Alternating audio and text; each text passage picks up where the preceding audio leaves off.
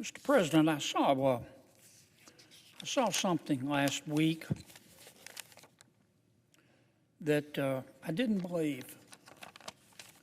I read the article and then I searched the internet for other articles saying the same thing to confirm that it was true, and it was true. I'm still in disbelief. The largest public school system in America is in New York City. I love New York City. I think it's the greatest city in the world. And the New York Public Schools publish a monthly newsletter. It's called, let's see, what's it called? Office of Student Pathways Newsletter. Every month, the public school system in New York City sends this newsletter. They blast it out to teachers. They blast it out to parents, not just in New York City, but all across the country.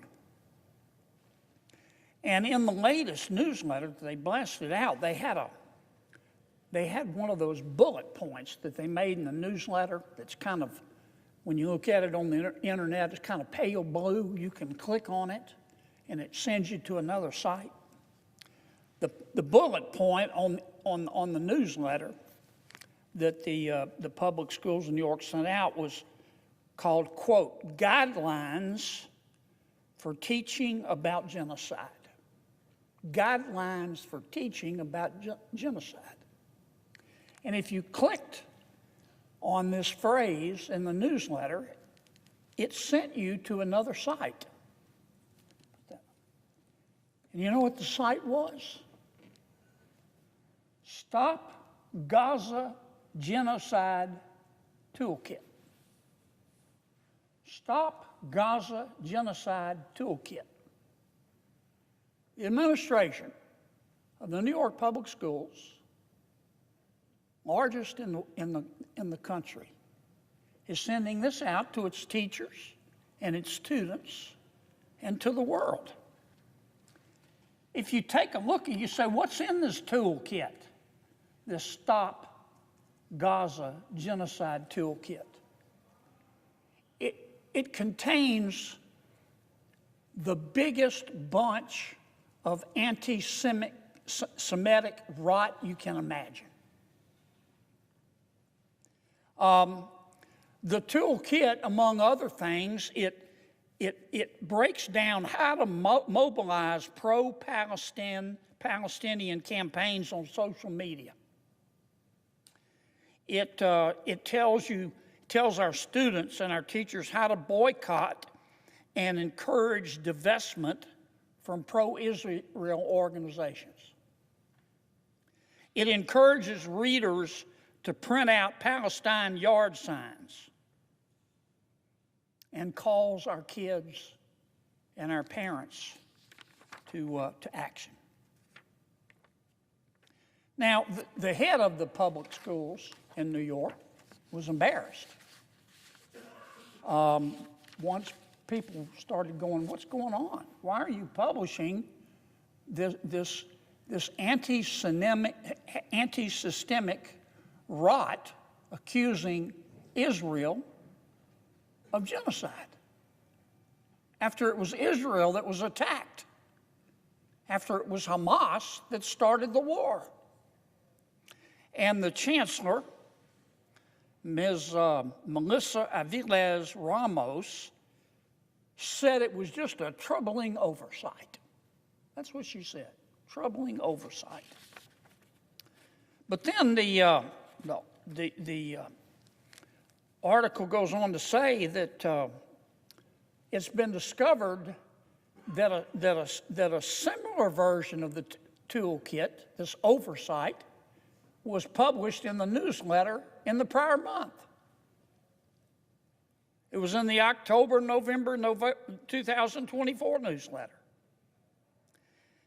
And that document called on all the teachers and all the students in the New York Public Schools and everybody else reading the newsletter, called on them to participate in, quote, Rage Week and, quote, resist genocide by mobilizing on Saturday, October 5th for a day of action ahead of the anniversary of Hamas on October 7th, 2023. That was the date of the terrorist attack on Israel, which apparently the administration of the public schools wants to celebrate. Here's what one of the teachers in the public school system said when she discovered this. It is systemic rot. It's systemic rot, said Karen Feldman, an educator of over 26 years who resigned. She resigned. And it should not go unnoticed that in addition to this oversight, we know it wasn't an oversight. I mean, pigs may fly someday, but I doubt it. This wasn't an oversight. Now we find out recently that New York State education officials have rejected President Trump's administration's demand to do away with certain diversity, equity, and inclusion efforts that call for quotas, racial quotas, which are illegal in the United States of America under recent Supreme Court precedent. These state officials wrote President Trump, and this is what they said. There are no state or federal laws prohibiting the principles of DEI. I don't understand that. Racial quotas are illegal. You can't use race in America, according to well-settled law, to hurt a person or to help a person. But these officials at the state level, not the local level, they said no state or federal laws prohibit the principles of DEI.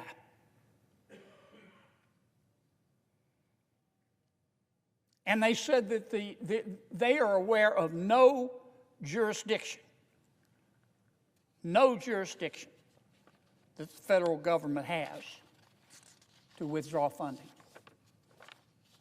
Well, you know what? I hope we find out. I hope we find out. This kind of stuff makes me want to jump out of a moving car.